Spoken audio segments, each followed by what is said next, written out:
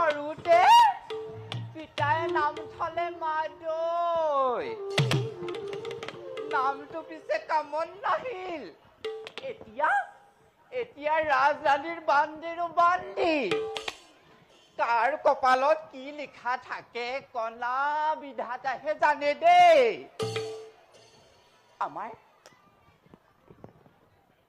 আমাৰ দেৱযানী আইতে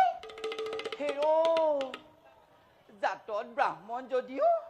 হল সি ৰাজৰাণী আনহাতে সমিষ্ঠা ৰাজকন্যা কনা বিধাতাৰ জোৰত হলহে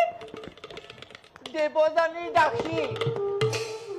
আৰু সেই আমাৰ বিষৰ পাবৰ ৰজা তেখেতৰ কন্যাৰ লগত বান্ধি পঠাই এই মাদৈ কৰালে আকৌ দাসীৰো দাসী তাকেহে বোলো কয়